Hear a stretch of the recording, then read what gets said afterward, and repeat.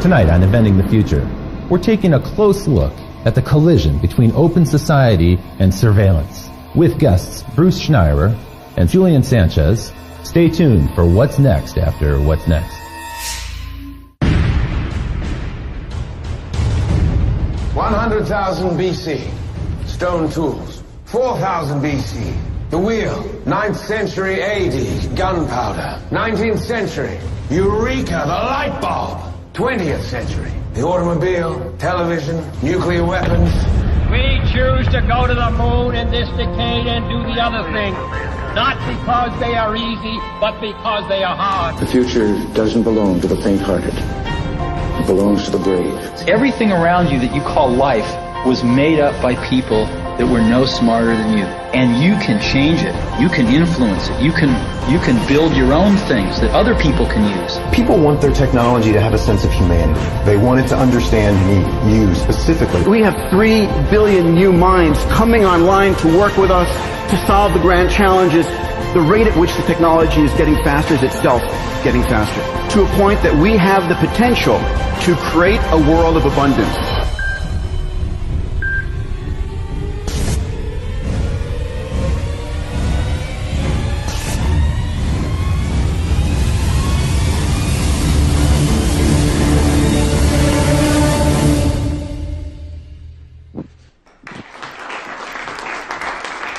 Thank you.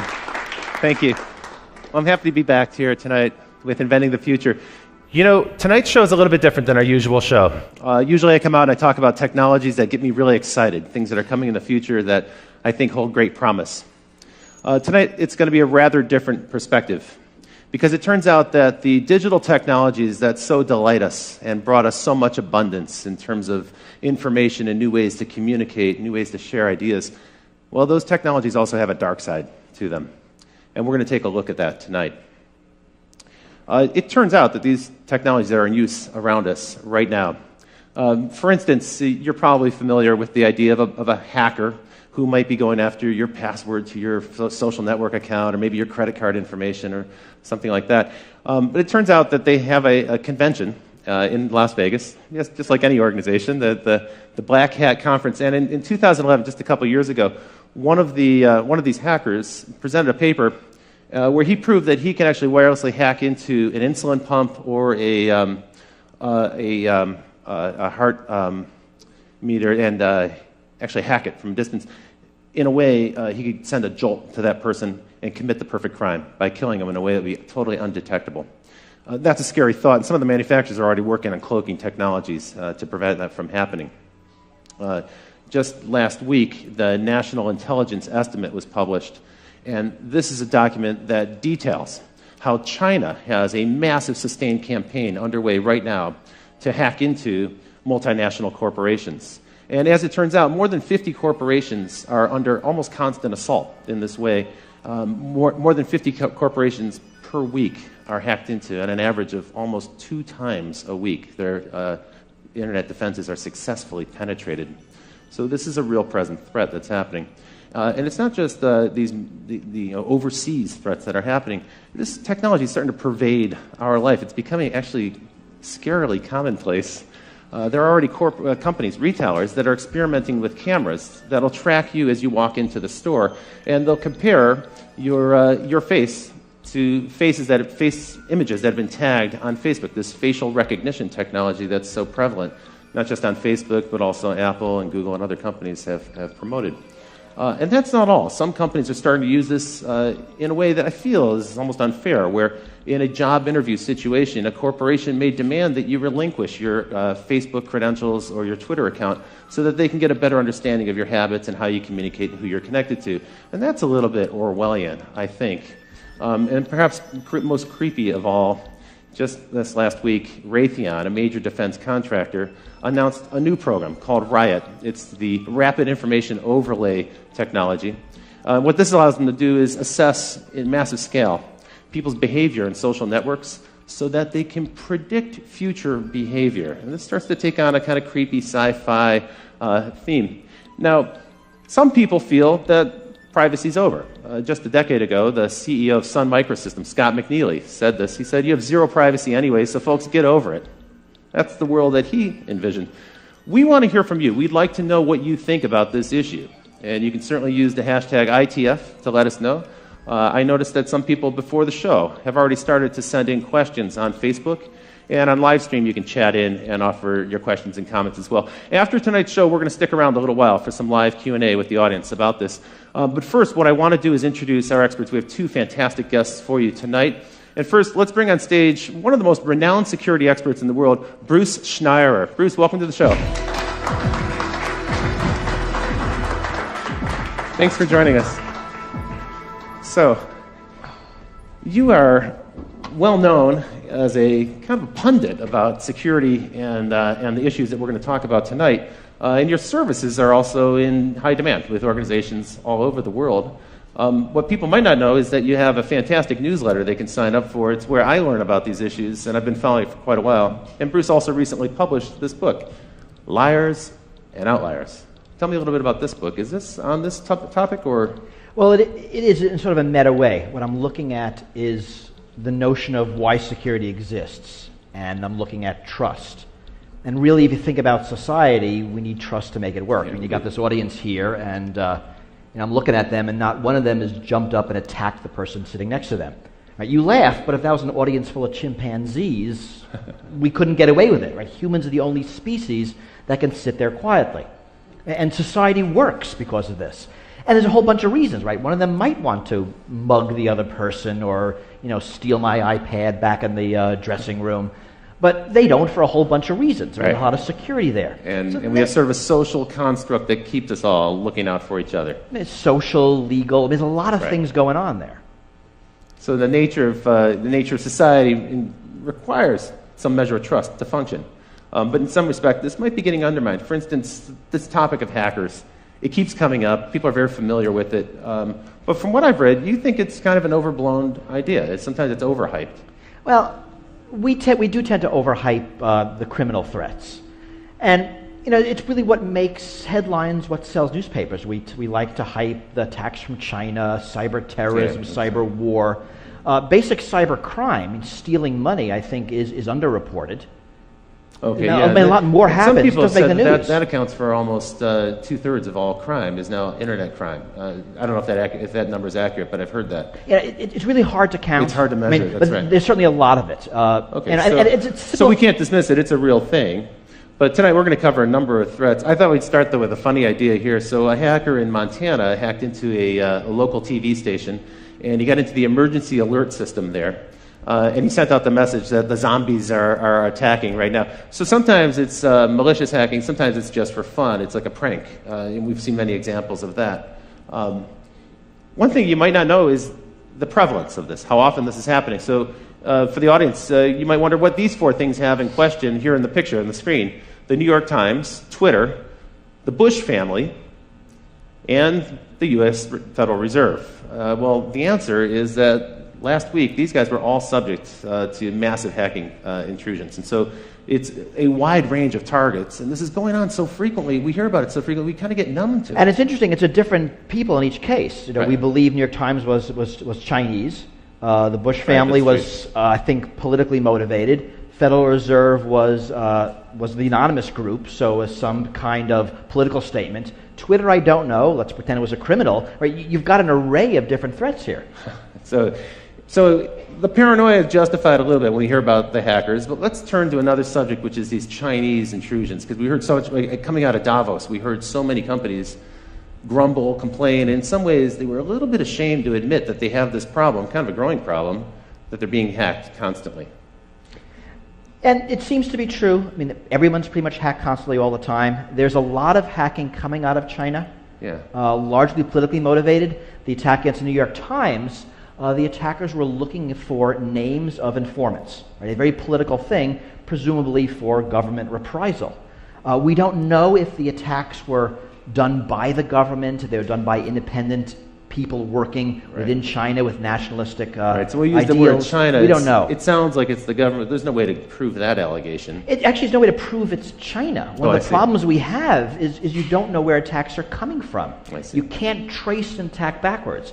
Often when we know from other channels. One of the things that's most chilling about that New York Times hack is that more than 50 computers were actually penetrated, and they stole all the passwords, which means that it's probably likely that some of those computers have a Trojan horse in them somewhere, or a back door that's been opened up where they can come back in any time. It's hard to tell. If you read the reports, and it turns out everyone gets hacked, but if you hack the New York Times, you end up with a 2,400-word newspaper article about it. So we know a lot about this. Okay. They say they caught it early.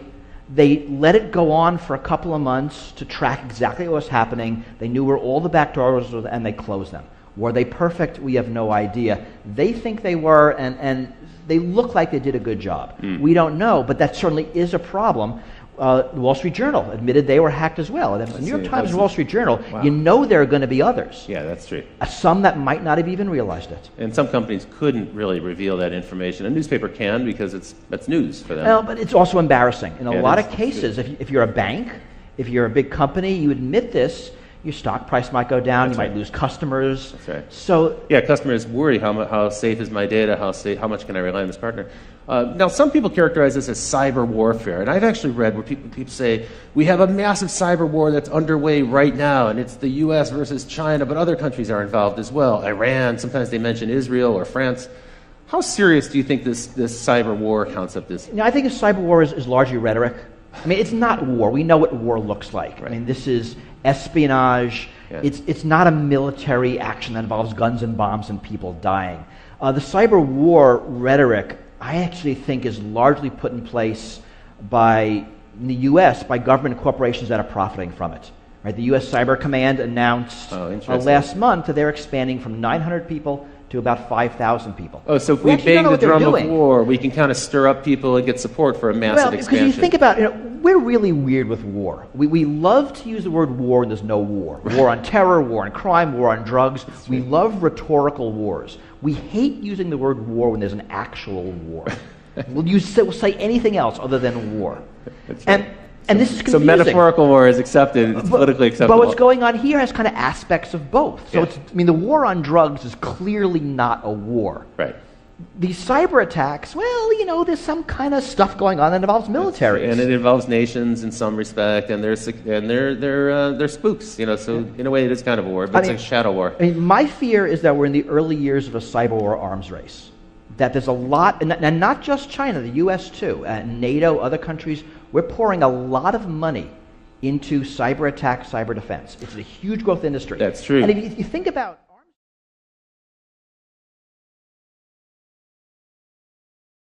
and the drumbeat gets louder every single day. You coined the term wholesale surveillance to describe the way governments are kind of hoovering up data. And in the U.S.'s case, it's frankly because of the massive expansion of Homeland Security after 9/11. Let's take a look at wholesale surveillance by the numbers. So the first number I'm going to show you is 300. This is the number of times a citizen of the United Kingdom is videotaped on average every single day as they pass through the UK. There are about 5 million CCTV cameras in the UK. It's the most heavily surveyed country in the world. 1/3. This number represents the percentage of U.S. Air Force craft that are autonomous drones. Most people are unaware that we have 7,500 drone aircraft in the U.S. Air Force right now, and that number is increasing rapidly. And by the way, the Air Force isn't the only government branch that has drone aircraft. We'll get into drones a bit more. But the number that struck me was 40. 40 is the number of attacks every single day by drones in Afghanistan. I was unaware of this until I started to put together the research for this show. So last year, on average, every day there were 40 drone attacks in Afghanistan. 76. This is the number of nations that are rapidly scrambling to get their own drone Air Force fleet. So soon the United States won't be the only country that has drone aircraft, and they're seeking to either develop the technology themselves or acquire it on the market. Now this big number, 878,000, that's a number of hours of audio that have been recorded in 2012 by the FBI in surveillance here in the United States. And this number is staggering 29 million electronic files that were gathered by the FBI last year in surveillance in the United States. So this is, in some respect, these numbers reflect the massive expansion of electronic surveillance that's happening right now. And to help us talk about this, let me introduce our next guest, who comes to us from Washington, D.C. Folks, it's Julian Sanchez from the Cato Institute. Hi, welcome to the show. Thanks for joining us. So, Julian, you actually have been covering these topics on the web as part of your responsibility at the Cato Institute, but also as a journalist for some time. You're an expert in the subject of privacy and law and this electronic surveillance. As far as anyone can be. Okay, well, that's a rapidly evolving topic. One of the things we talked about earlier today, and we're getting ready, was the expansion really began after 9/11. We had kind of a state of emergency. And my observation is it's a permanent state of emergency. It doesn't seem like there's any end in sight. Well, that's right. It's not a conventional war where you beat the enemy and then they're gone. It's a war, in a sense, on a concept terror. And as long as there are angry young men somewhere who hate the United States, there'll be a justification for that threat. That's right. As long as we keep lobbing in Predator drones with Tomahawk missiles, we'll probably create a whole new generation of terrorists who wish to... We don't seem to be running out. Yeah, that's right. Now, tell me a little bit about Homeland Security, which really it's a relatively new thing, but that's been the locus of this big government expansion. And what they really did was they combined a whole bunch of different government departments together under one mandate. Tell me a little bit about the growth of that and then some of the other organizations. Well, that's one part of it. The DHS gets a lot of attention. They're perhaps the most visible in the form of TSA, the people who are groping you as you get on a plane. It's really, though, I think, not the biggest expansion of the surveillance state since 9/11. The problem is that a lot of this stuff happens below the surface. It's hard to get numbers, frankly, about a lot of the activity that's going on. Ron Wyden, senator from Oregon, has been trying to get data from the National Security Agency about how many Americans they've got in their database, and they essentially refuse to provide even an estimate. They say they can't even provide a ballpark guess as to how many Americans are sitting in their database, and that's a database that is enormous because they're actually required them to build a multi-yottabyte data center in Utah to store the products of the 1.7 billion communications they're intercepting every day. A yottabyte, by the way, is about a quadrillion gigabytes. They don't actually have a higher unit than that. Crazy. So one thing that's happening, we talked about this earlier, is that the price of storage has dropped so much that we can now do something that's totally unprecedented, which is store everything. Right. So in the past, if you were going to do surveillance or wiretapping, you had to be kind of selective about it because there wasn't a way to record it easily. But now they can, and they can also do analysis later, after the fact, to find out if there was any evidence of a crime or even a pattern that might suggest illegal behavior. Well, but this fundamentally changes how surveillance works. Yeah. Right? We're used to how we see it on television, follow that car, Yeah. right? That's surveillance. That's right. But now it's follow every car. And actually, it's follow every car all the time, and we can follow that car 6 months ago because we've saved the data. Right. So surveillance changes. And it's, in a lot of ways, it's not because of malice. Computers produce data. Right. I mean, whenever you use your credit card, your cell phone, your computer, data about what you're doing and where is produced. That's right. And as data storage drops to free, as data processing drops to free, it's easy to save it. Why not save it then? And so you have companies saving it, like a Facebook, a Google, they're saving it, governments are saving it, they're trading data. Right. Right, Google provides data to governments when asked under certain rules. Sometimes under subpoena, sometimes not. Sometimes not, and often we don't know. I mean, last month, a bunch of human rights individuals asked politely Microsoft to tell them who they're letting spy on Skype video calls. Right, so we're asking nicely. Did they get an answer? We did not yet. This is one of the concerns. It's there's a growing world of surveillance. We know that a lot of it's happening. We know a lot of money's being spent. We don't know where, and we don't know what they're recording. And we often have no choice. I mean, I like to think, I don't like to think this, but it's sort of true that Google knows more about my interests than my wife does. Yeah. That's a little freaky. And they're able to predict better what you might do next because of the pattern. They can match your pattern against another cohort. And I've kind of never even met Google, let alone gone out of it. Here's a question from Twitter, and the question is, Minority Report, how long until we can predict when people will commit crimes? So how soon do you see that coming in the future? Well, I mean, what are we asking? How long before we can predict? Probably never. I mean, I don't think those are things we can predict. How long before we're going to start using the ability that we think we can predict? Well, we're doing it today. That's true. That's what the Raytheon Riot program That's what the no-fly list is. That's true. We predict that you are so dangerous that you're not allowed to fly for any reason, yet so innocent we can't arrest you. It's kind of a weird mixed bag of people. So those things are coming, and I think they're going to become more and more. I think as technology gets more dangerous, as the things a bad guy can do increase, I mean, think about bioprinters, Think about homemade. I mean, all the things we're scared of. Homemade nuclear weapons. Some of the topics we've covered on the show. As those things get scarier, the desire to stop someone before the fact. I mean, the only normal crime prevention is after the fact. Right? I'm going to let you murder somebody, the crime's gonna happen, and I'm just going to arrest you after the fact. Right. That only works if I can live with the murder rate. Right. But that's not going to work if you're able to print a pathogen that drops a species. So there will be an incredible push for this before the fact. Preemptive strike. Right, which is the Minority Report type of future. It's going to be lousy. It's not going to work. But people are going to want it. Arguably, that's what's going on in Yemen today, right? So we now, last week... Signature strikes. Exactly. NBC released this, this purloined document from the attorneys that basically gives Obama a permission slip to go ahead and assassinate American citizens off U.S. soil using a robot in the sky. Okay, so that occurred. What are they actually aiming for? They're not going for people who are in the process of conducting some sort of terrorist incident or building a bomb or something. They're targeting people who are at home. They're targeting people who are at a celebration, a wedding party or something. People who aren't actually doing anything necessarily criminal. It's the intent, the possibility, as you say, they're targeting them based on behavior and some measure of prediction. Well, so they're a moderately higher bar for American citizens. This is the strict standard, right? Is they have to be an imminent threat, and capture is infeasible, except imminent, it turns out, doesn't really mean imminent, because there doesn't have to be any kind of particular plot that they know is ongoing. So imminent means something other than imminent. And capture being infeasible means, I think basically it would be easier to kill them. Right, inconvenient, I think, rather than feasible. Now, if you had the bad taste to be born somewhere other than the United States, you don't even get that level of protection. Again, most of the drone strikes that are happening now are so-called signature strikes, meaning it's not there's a particular person who's targeted, but 5 20-year-old Arab males are congregated somewhere,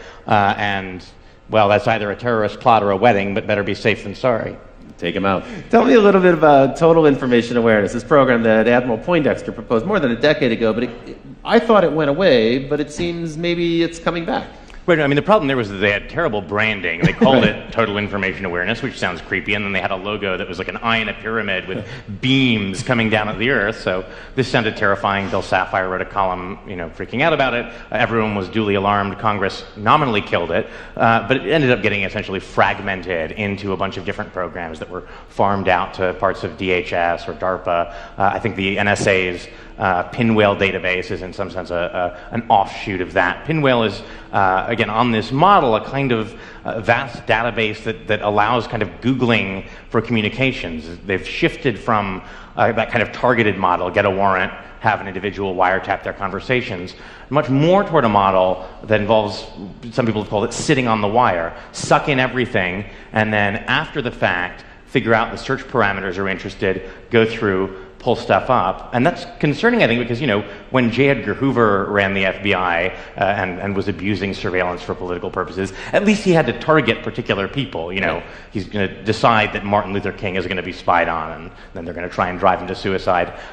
Now, this stuff is sitting in a database for 30 years.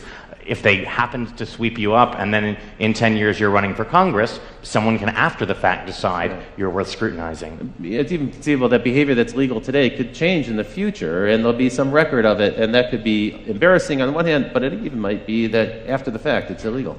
Or even not. I mean, we all do things that are embarrassing because we're human. Yeah. And, if everything is swept up, then the likelihood of it being uncovered by somebody, and if you can greater. Selectively edit it, I mean, we see this now in political campaigns. That's true. Now we're living in a world where pretty much every candidate is followed 24/7 by the opposing party with a camera, because they're gonna say something that's embarrassing. Sooner or later, and you got 10 seconds, and it's a beautiful, embarrassing quote, and you run with it. They run like crazy. We know one of the things the intelligence agencies like to do with the fruits of surveillance information is use it to coerce people into becoming informants. The FBI now has 15,000 informants, like 10 times more than Hoover ever had at the peak of COINTELPRO, the kind of vast spying and infiltration network, looking at civil rights and anti-war groups. And one way to do that is to say, hey, we found out that you're having an affair. Why don't you spy on your mosque for us? There was a case here in Chicago, a guy named Ibrahim Mashal, I think. They said, look, we know that you had communications with a cleric in the Middle East. They were innocuous, but that's enough of a pretext to get someone put on the no-fly list. If your business requires you to travel, that's a huge obstacle. And they say, well, we can get you off the no-fly list if you're willing to cooperate, if you're willing to tell us what people are saying at your mosque. And he's actually currently now suing the Justice Department over this. So the information is gathered up in this kind of broad sweep, sometimes without a warrant. And in any case, warrants are targeted at an individual. Here we're taking information wholesale, as you put it, hoovering it up, and then it's analyzed later. And then if something embarrassing, awkward emerges, now they've got leverage on somebody. It might not even be illegal activity, as you point out, but it's leverage to coerce them into cooperating with the government and doing the government's bidding. And this is our government. Now, I'm assuming that this is happening all around the world, and probably in countries that don't have the same due process and constitutional rights and privileges that we have in this country. And I mean, it's certainly true, and we know that U.S. technology is being exported to totalitarian regimes for varied purposes. Government of Syria, government of Egypt, government of Iran. We know those technologies are being used to identify people who are blogging, who are tweeting, anti-government. That's right. After the Arab Spring, it's almost a certain bet that every authoritarian government now has a system in place to track those people who are outspoken, bloggers, tweeters, and so forth. Now, Bruce, I put this picture in for you. So why don't we go to this picture full, Ken, if we can show this to the audience. It says, premises protected by a false sense of security. You coined the term security theater. And tell me a little bit about that, because this is how most Americans experience the federal government most frequently now. Is as we go through an airport, we get an encounter with a federal official, right? I mean, it's actually amazing that for most of us, the way we interact with national security is the TSA at airports. Yeah. So security theater is security that looks good but doesn't do anything. So a great example is, I don't know if people remember, right after 9/11, if you were flying, you saw National Guard troops at airports. They were just after security checkpoints. They were on a rubber mat. They had uniforms, carrying a big gun. They were like 20. I mean, they were kids. Those guns had no bullets. Because, I mean, right, they were kids. They would know this would be dangerous. That's security theater. It looks good. It might make you feel better, but it's not gonna do anything. Has the TSA program been effective? I mean, are there that many people trying to smuggle weapons on airplanes? Are they going to repeat the same attacks of 9/11? So it seems not. I always think of the game this way, right? It's sort of us versus the terrorists. So we screen for guns and bombs, and the terrorists use box cutters. We take away box cutters, they put a bomb in their shoes. We screen shoes, they use liquids. We limit liquids, they put a bomb in their underwear. We have full body scanners. They're going to do something else, right? This is actually a dumb game. It is a dumb game. Right? It's like shutting the gate after the horse is gone. I mean, so the smart game is you pick your attack, I pick my defense, and we see who wins.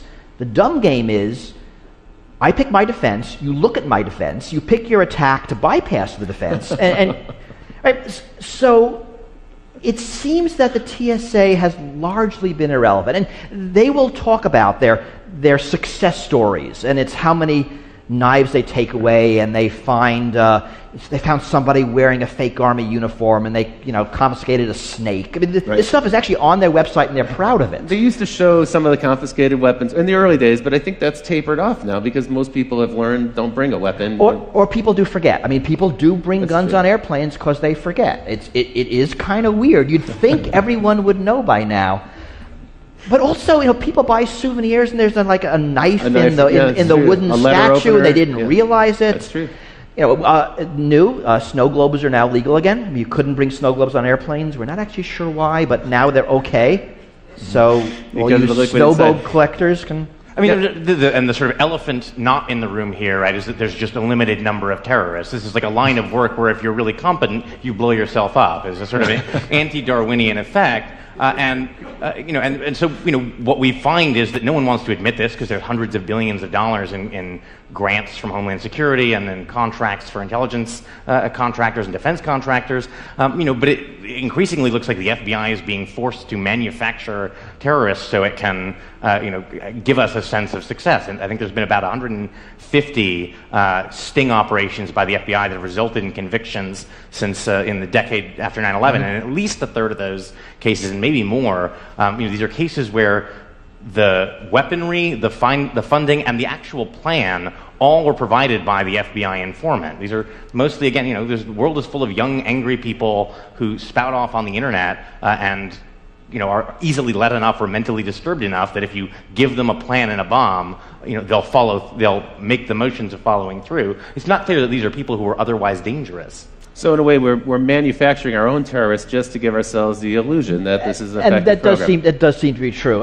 I mean, where there are successes is intelligence in operations. We actually are looking at for the bad people. And when you look at something like airport security, it only makes sense to focus on the plot, right? A liquid, a shoe bomb.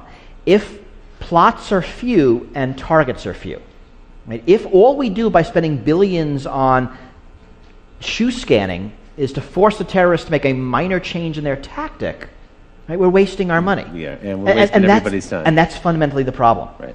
And it's inefficient on a massive scale. Speaking of inefficiency, these scanners that we're looking at, the rapid scans, now I guess they're going to phase them out of the airports because they've been proven to be ineffective. After radiating us for a couple of years, now they're finding out that doesn't actually thwart any kind of criminal activity. And because some of these makers of these things fell through on contracts that were supposed to allow them to use a blob to show objects instead of actually showing you naked. But there's a bit of poetic justice. They're apparently being repurposed at the entrances to various federal agencies. So, right, they're actually not going away. That's important. That's right. And the full body scanners aren't going away. There are several technologies. Yeah. And the millimeter wave is staying, so holding your hands up and being scanned is not going away. Just a particular radiation technology, because the one company wasn't able to do some of their anonymization things on the visuals, what Julian said. And there was a case in Florida where some of those images did leak out, and that also undermined the claim that somehow this information would never get out in the web. And here we have the pictures right here, so you can see them. Well, now let's take us down to the local scale. And so, as it turns out, it isn't just our federal government that's out there combating terrorists or maybe other nations, we don't really know, in some shadowy cyber war. But actually, in a weird way, I think the DHS has kind of co-opted your local police force. They've turned them into deputies of this national effort to find terrorists. Talk a little bit about the spread of Homeland Security dollars to local police forces. Well, so I think we'll maybe get to fusion centers in more detail later, but there's lots of federal money out there. If you say you want to run a counterterror program, you may not have terrorists, but that's no reason to turn down the money. Right. So we find fusion centers, for example, something like $250 billion in grants that went out, supposedly for counterterror. A 2-year Senate investigation found that they never actually produced a single shred of actionable, useful intelligence about terrorism. It did end up buying a lot of Range Rovers for local sheriff's departments, plasma TVs so that they could display the Fusion Center calendar and watch cable news in San Diego. DHS has given out, I think, $50 million in grants for local police departments to photograph license plates. To your point earlier, in a wholesale level, not going after an individual car or doing it as they drive by on patrol, but they're setting up cameras now in different. I know in San Diego they're doing this on a massive scale. They're just routinely photographing the license plate of every car on the freeway that goes by. There's a lot of technology. It's license plates. It's all the CCTV cameras. You produce the UK number. We know better. There's cameras everywhere in the United States also. That's right. A lot of cities have them in intersections where they're automatically scooping up license plates. Again, that's being saved. The money's being used for other surveillance, for cell phone surveillance, for just collecting up lots of data. And we'll get into cell phones in a minute. But because it's data, it sloshes around. I mean, this is the fundamental problem. It doesn't matter who collects it. Once it's in the system, it goes into a fusion center, it goes into the NSA's computers, it goes into some marketing computer, and the data stays. And it's very hard to get rid of it. And now it's being used for all sorts of purposes. And we have no control over it, or really even any visibility into what data is collected. We don't know how it's being used or who's using it. We also don't know when it's going to come back to haunt us, because it may turn out a few years later something that you did was of interest to them, and they may have been tracking you for quite some time. You're probably taping this show. I'm sure we are. So there are billions at stake, and it's a rapidly growing business. We know now that the surveillance business itself, just that segment of it, is now something like a $5 billion business outside of government to private corporations. I thought it might be nice to take a look at the snooper market, take a look at all the devices, some of the devices that are on sale.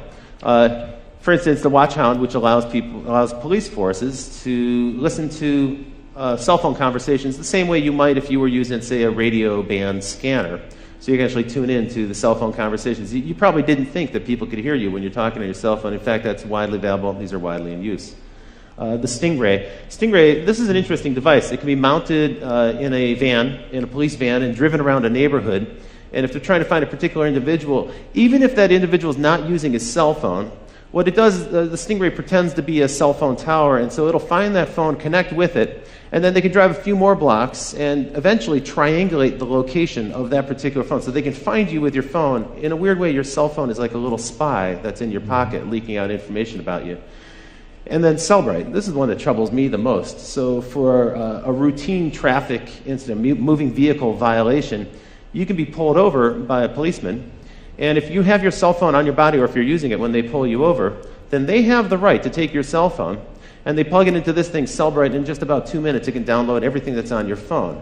Now think about that. That technology is actually accessing my whole life in my cell phone. You're with the Cato Institute. At this point I need to disclose that the Cato Institute is known as a libertarian organization, a libertarian think tank. What's your take on this device, this Cellbrite? I mean, are you outraged by this? This is a little bit of an intrusion. Yeah.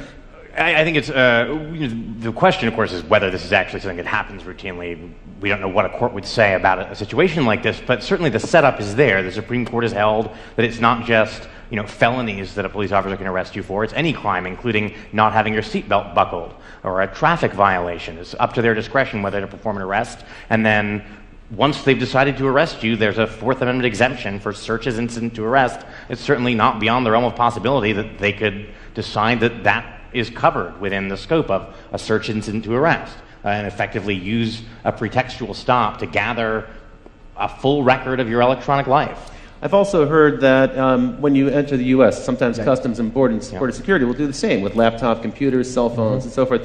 And usually, you're right, it's for an individual of interest to them.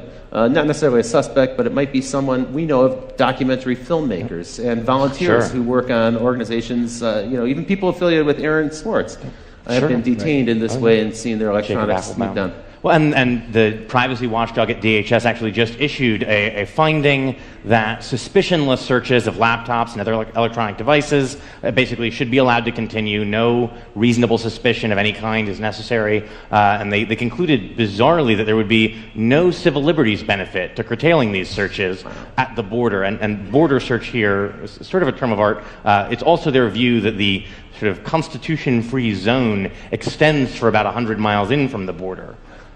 And the Constitution-free zone. Not a phrase I'd heard before. Remember, this is all temporary. I mean, so what's the outrage here? That my phone has my email, my contacts, my calendar, my life. Potentially my credit card information could be stored. But think about what's really happening. I have a smartphone. It's probably that Google has my email, my calendar, my contacts. Right? It's just in a convenient cell phone shaped package for me to carry around with me. You're right. If the police wanted it, they could just go get it elsewhere. That's true. And so data's moving around. One of the problems with these debates is we always focus on one thing. We focus on cameras, focus on cell phones, we focus on CCTV. Whereas the problem is everything put together. Right? It's not drones, it's drones with cameras. It's not drones with cameras. It's drones with cameras and face recognition, the ability to track between different drones and day-to-day, tie that back to databases so you can see in real time from a drone everybody's name and income level as they walk around town. This is a terrifying prospect. In a way, getting your data from the phone is super inefficient because, one, the person knows that you've done it, probably. They see you, plugging their phone into something, and you have to only get one person at a time's data. What a drag. Unfortunately, since a series of sort of misguided rulings from the late 70s, Fourth Amendment doctrine is that once your data is in third-party hands, once it's Google or Facebook holding on to it, in principle, that's now their business records. You've surrendered your Fourth Amendment privacy interest. And so a lot of that data that we naturally expect to be protected by the Fourth Amendment's requirement of a warrant issued by a judge isn't protected in that way and can be gained. People are totally unaware of that. That actually pertains to your Gmail account, for instance, which is stored on Google servers or any other but pretty much everything these days. Cloud computing, we have our pictures somewhere, our emails somewhere. All of our data is very rarely on our devices now. It's really elsewhere because it makes a lot of sense. But now, as Julian said, the rules no longer apply that protect them. in a weird way, our protections, our First Amendment, Fourth Amendment protections haven't really caught up with the 21st century. Not even close. And the technology is evolving much faster than laws ever will. Let's bring it right back home here in Illinois. You were shooting the show here in Chicago, and you may be unaware that right here in Illinois, there are 91 organizations working on counterterrorism efforts. And what's interesting about that number of 91 is that more than 3/4 of them didn't exist before 9/11. So these are brand new organizations that are involved in some way or another in surveillance. That's why we call it Illinois, the land of surveillance. Welcome to this place. What we happen to have here is 2 fusion centers. You talked a little bit about these. Here's a really ugly diagram from the government. It's non-confidential, so it's been released for us to show to you tonight.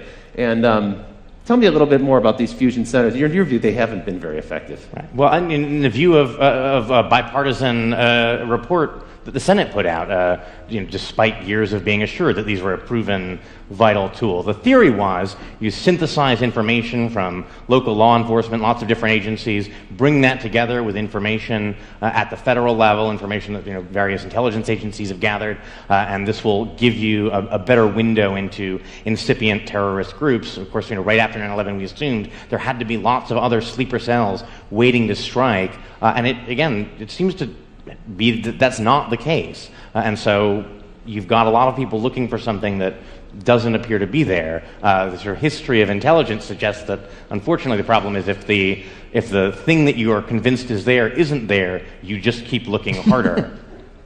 It's true. And redouble your efforts and argue in the future. We need more resources to go after this. Yeah. One of the funny ironies that I think has emerged here is a statement that actually was made by Julian Assange, and we put on this picture here. We got this picture from the web, but it's actually worth zooming into. So if we can put this on screen for the folks at home, you have Julian Assange of WikiLeaks, and he's saying, "I give private information to the public for free, and I'm a villain." Meanwhile, Mark Zuckerberg of Facebook, well, he's taking your personal information and he's providing it to private enterprise for money, and he's the man of the year. Your take on this is slightly different, I think. You're not going to go with this parody 100%. Well, it's funnier than it is true. I mean, right. Just sort of for reasons of greed, basically, Zuckerberg wants to keep your information, so the corporations have to keep coming back to him to target their ads. You give out all that information, they don't need you. But these companies, and it's not just Facebook, it's also Google, it's also Apple, they're subject to literally thousands of subpoenas and these really creepy national security letters. Yeah.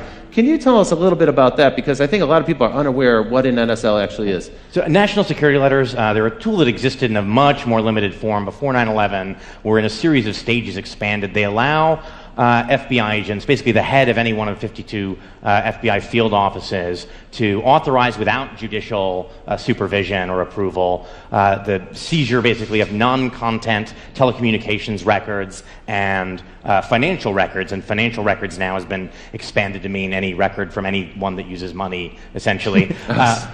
And Obama, when he was campaigning, said he wanted to do away with these. He wanted to do away with national security letters being used to seize sensitive information about people who are not even suspected of a crime. They're really used in a kind of 6 degrees of separation way to say, well, we have one target, let's look at everyone they're friends with and let's look at who they're emailing and what websites they're visiting, so we can get a kind of social graph or pattern out of it. Actually, in 2010, the Obama administration broke Bush's record for the number issued. It was about 26,000, only pertaining to Americans. And the number of people affected, it was more than 14,000. Again, that's only Americans, and it doesn't include national security letters for basic information, like, who is associated with a certain IP address. This is only more detailed transactional logs. So there's no warrant, there's no judge involved, there's no secret court that you have to go to. You don't have to show any evidence. In fact, you can use these to troll for evidence and then go back to the court and say, well, now we've got the evidence we were looking for thanks to the NSL, and now please give us the warrant so we can go after these people. And there's a lot of belief that's happening. And to Google's credit, they will say quarterly how much of these they're getting. I mean, they'll tell us. They don't give us details. Twitter has also pushed back, right? And even some telcos have, not our very big ones, they seem to have kind of been co-opted by the government. A lot of companies will not tell us at all how many of them they get, whether they comply, how much they comply. It is all very secret. Google and Twitter are rare in sort of volunteering some of this information about how much they get. There's no aggregate reporting as there is with wiretaps that would give us a kind of overall picture of how much these different electronic surveillance tools are used. The telcos normally are not so forthcoming, but Congressman Ed Markey sort of requested the major cell phone carriers to give a tally of how many requests from different kinds of law enforcement agencies they got, added up to about 1.3 million a year. Wow. A lot of that is cell phone tracking. A lot of that is calling patterns. Also, just the compliance with that, think of the number of requests. I'm certain that the person receiving those requests at that volume would just automate the process and not even pay attention. Well, Sprint has done that. They created a back-end called L-Site because they said, we're getting so many requests, we just couldn't deal with them manually anymore. It's like the information smorgasbord. They allow them to just dial straight in. We've heard rumors about that, too, with some of the other social networking sites.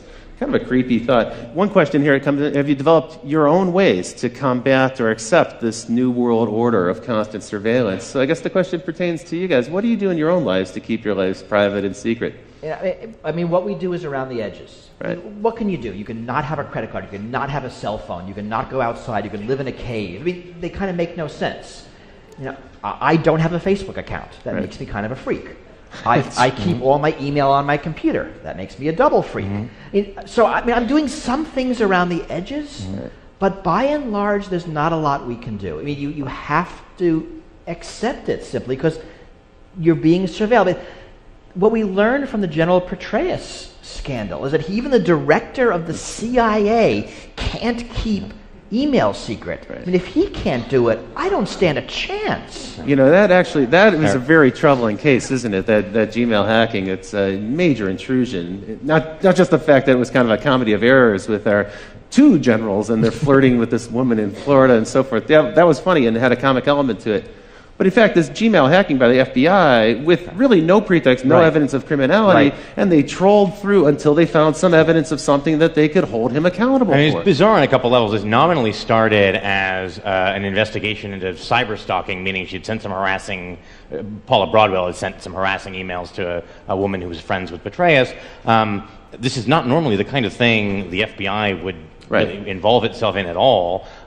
Having tracked these emails back to Broadwell, because again, you're never private, she had used an anonymous Gmail account, but then logged in from the same IP address to her real Gmail account. Even if you're using stuff like something like Tor, usually the IP address is persistent over time. So if you log into anything that's connected to you within that window, you can be traced back again. They can link those two things. And then having figured out who sent the emails, if that was they decided, I think, ultimately that actually the emails didn't rise to the level of criminal harassment, but having identified who sent them, instead of then confronting Broadwell, they decided to do a fishing expedition through all of her email. And it's not clear what conceivable connection that had to the thing that they were supposed to be investigating. So at that point, the supervisors, when they found no evidence of criminality, they should have called the investigation off, and they didn't. That seems like a real breach. We'll probably hear more about that story. I need to move on. I'm loving the conversation, but we have to get into what's next. So in this show, we like to talk about what's now and what's next, and then what comes next. The next things we're going to talk about are drones, phones, and super cookies. And it gets creepier, folks. So check this out. Predator drone, you're familiar with these. They've been in use since 2001. There's one on display at the National Air and Science Museum, so they're already kind of a part of American history. Massive expansion to that program. But as Bruce mentioned just a minute ago, the scientists from DARPA have been experimenting with different ways to modify these. There's all sorts of new, weird versions of drones that'll be coming out in the near future. One of them is called Argus, and what they've done is they've taken 368 of those cell phone cameras, the 5 or 10 megapixel camera that's on your cell phone today, and they've assembled those into sort of a beach ball shape mounting, and they can put that at the front of one of these drones. And this Argus program then allows that drone to hover over a particular place and record everything that's happening on the ground. Now, the device itself, the drone itself, has literally millions of terabytes of storage on board, but they're also streaming that data out down to the ground. And so in real time, someone who's back in the base station can see an image kind of like this. It's a composite image of all those different eyes in the sky, and they can start to see what's happening on the ground. But what's even more troubling, because of the degree of accuracy in each of those cameras, is that they can zoom in. And they can actually, today, get to a level of detail that allows them to see, from 14,000 feet in the air, a 6-inch long object. They can also, using gait analysis technology, face recognition, some of the other technologies you mentioned, they can actually start to identify the people on the ground. Today, these technologies are being used in Afghanistan to fight the war there. Tomorrow, those drones will be in the United States. It seems to me a near certainty. More than 358 different law enforcement groups and counterterrorism groups in the United States have asked the FAA for permission to start to fly their own autonomous drone units, and we can expect those to be mounted with similar surveillance technology. This is clearly coming. Now, when we chatted about this, you gave what was a really chilling prediction to me, which is that basically you're like, it's here, it's happening. Yeah, I mean, coming seems like an overstatement. We used drones this week to hunt down that California cop killer who was holed up in his mountain hideout, and they're being used in cities. That's right. I think we have a picture here of well, these are some of the cheap ones that are coming, but here we have the Border Patrol. Right. And they have 10, they have a fleet of 10, and they've asked for 14 more. So you're right, it's already here, it's not really out in the future. I mean, what's coming is, what's coming next, right? They're going to get better at resolution, right. be able to read documents, be able to better identify faces. And once you identify faces, I mean, you have a lot of good public face databases. I mean, Facebook has a phenomenal database of tagged photos. Thanks to your friends who tagged you, you'll now be identified by the drone in the sky when you leave the house. Even if you're not on Facebook. I mean, it's not like you're their customer. Right? I don't have a Facebook account. There are tagged photos of me on Facebook. They have really a network of my friends there because they'll pull people's address books. So 5 years out, what do you expect to be the case? There'll be drones in every city. There will be. So my expectation is that there will be drones everywhere 24/7. I mean, it's not going to make sense for companies to fly their own drone fleets. There's going to be, Drones Over America, Inc., and they'll have drones everywhere. And like Google Street View, it'll be drones Skyview real time, and you just rent time on it. You get what you want. Like a backbone internet provider, you'll just lease capacity on the drone. Because that's surveillance for hire. But that's a smart way to do it. I mean, you have that now with satellites. So if you're a company that, I'm making this up, wants to sell lawn care products, you can get a map, you can overlay it with addresses, so you has crappy lawns, so you now can call them. So it's all the data being collected and overlaid with other data. So we can identify people, we can collect it, market it with databases, we can integrate it with cell phone data, which, as you mentioned, is location data, and also data about who you're interacting with. And now, whether you're a government or a corporation, you can collect people who aren't your customers, for everybody, a lot of data about them, which allows you to market to them. That's true. And for commercial purposes, there's many good uses, right? Real estate people want to understand where traffic patterns are going. Retailers want to see how much foot traffic and car traffic. There are weird uses, right? I mean, there's a lot being talked about now about personalized billboards, that a billboard will see you walk by. Now they can recognize your gender really quickly, and they can give you an ad that you might like better. Wow. But if they now know you by name, the same ad now follows you around town.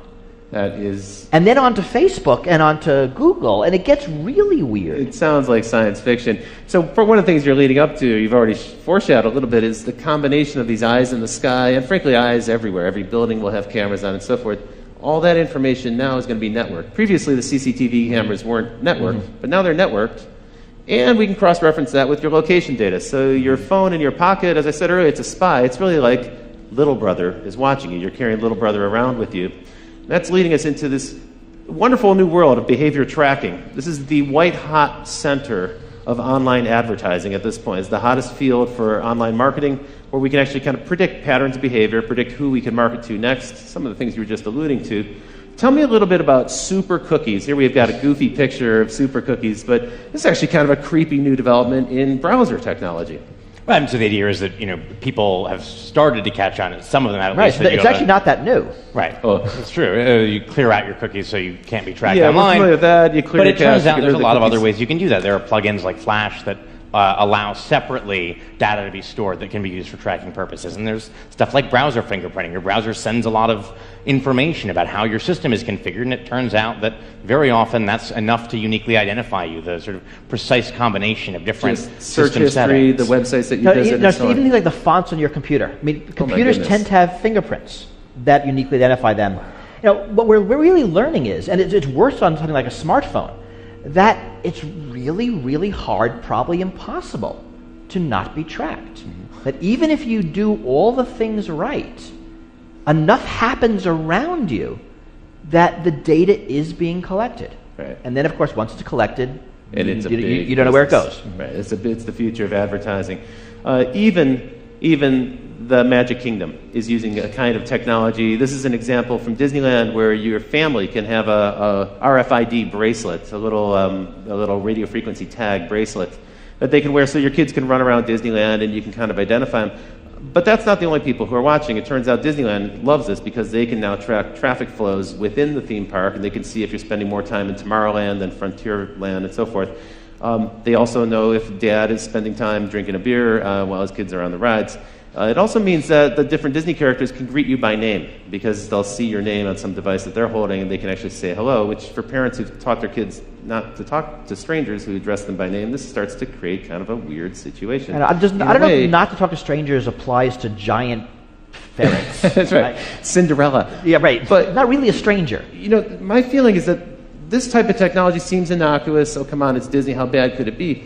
I think the problem for this is when you have a 6-year-old kid running around with an RFID tag, what you're really doing is conditioning them to submit to this level of surveillance. And you're just getting them used to the idea that everything they do is going to be tracked. And we see it also in schools. I mean, schools are now getting a lot of these things, and they're often being given to schools. For that reason, it acclimates people. So whether it's face recognition technology or fingerprint technology on buses, this is all being sold as... So biometrics is also a part of it. Schools are very dangerous. There's shootings every day. Your kid has a 1 in 2 chance of dying in a shooting. Whatever our fears are, they're being sold to us to mollify them. And it does get kids used to this sort of a ubiquitous surveillance. That is normal. I mean, this is one of the things that the TSA security theater actually is effective at. I mean, if you think about the opening scenes of that George Clooney movie, Up in the Air, where he's just absolutely seamlessly, almost ballet-like, whipping his laptop out, sliding his shoes off. I mean, it's all this sort of choreographed dance, and it reminds me of this idea that the French philosopher Michel Foucault talked about, that there's forms of surveillance that create docile bodies. That by being observed, that we are trained to follow the path of least resistance, which is to say, train ourselves to automatically go through the procedures that expose us to the TSA guy with the least amount of hassle. I mean, they do a good job of encouraging this, right? Well, you don't have to go through the naked scanner. You can instead get terribly groped. Well, no, the easier thing to do is submit to the naked scanner. Yeah. And it's a form of training. That's true. I think that's very true. You know, I was a young man. I had the opportunity to live in Berlin, and I spent time in East Berlin and East Germany and elsewhere in the East Bloc. And this was the one thing I took away from that experience, is when you live under constant surveillance and you don't know who's working for the government, they all might be spies, you never really know, people become apathetic and they stop trying. Well, but also, you change. I mean, I remember in the years of 9/11, I'll be talking to a friend on the phone, and we say something because we're talking about security, and one of us says, wow, I hope the NSA isn't listening. We both laugh because it's a funny joke, but the conversation changes. That's true. The fact that you might be observed in all things changes how you act. It makes you less of a free person. I mean, there's probably less crime in East Berlin, but you didn't want to live there. You sure didn't want to live there. One of the sadder things I remember reading in the New York Times reporting on the NYPD's sort of Muslim infiltration program was there was a student union at, I think, Columbia or another New York university where they had posted in the room where the Student Muslim Association met a sign saying, please do not discuss current controversial politics in this room. We don't want trouble. And that doesn't seem like a healthy environment for a free society. Right. Please keep your free thinking at home. Don't bring it here. And unfortunately, you don't know these things till they're gone. Freedoms are hard to value. You only value them when they're missing. When they're gone. That's really true. And more than a decade ago, Phil Zimmerman, the creator of Pretty Good Privacy, he said he likened personal privacy to the environment. He said there's going to be a time where it becomes kind of a privilege for a certain group of people who can afford to have access to it. Okay, so that's pretty scary and pretty depressing. I don't want to end on a dark note like that. I guess the question is, what can we do? What are some of the things we can do? Now, we had some encouraging news, perhaps. The mayor of Seattle recently decreed that there will be no drone surveillance in the city of Seattle. Perhaps that'll start to roll out on a local level. More cities might follow.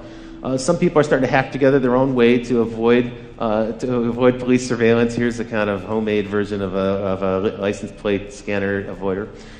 And when it comes to face recognition and face tagging, there's an artist in the UK who created a series of makeups that you can purchase. And if you put these makeups on, they look a little funny, but what you can see in the picture here is it makes it difficult for a computer to recognize your face as a face because it actually distorts the image for the computer. Who knows, maybe in the future you'll see people walking around with that or some kind of tattoo. That artist is Adam Harvey. He's actually introduced a fashion line, which we have here, and we'll show a little bit later on. Marley's got a few of them over there. Here are a couple examples of these.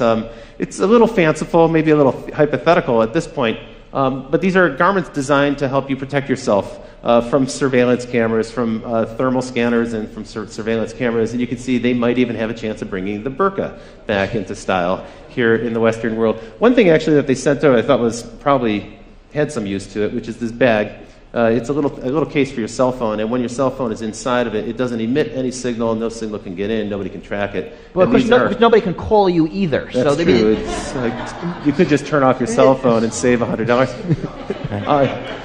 Tell me a little bit about this act. So this is an act that was proposed by Rand Paul of Texas, right? This is the Preserving Freedom from Unwarranted Surveillance Act. It's a big title, but actually kind of a neat principle. Yeah, I mean, the only possible member of Congress who I could ever say might go a little further than I actually would is Rand Paul. The idea here was to require a warrant, a full-blown Fourth Amendment probable cause warrant, anytime law enforcement or intelligence wants records about you from a third party like Google or Facebook.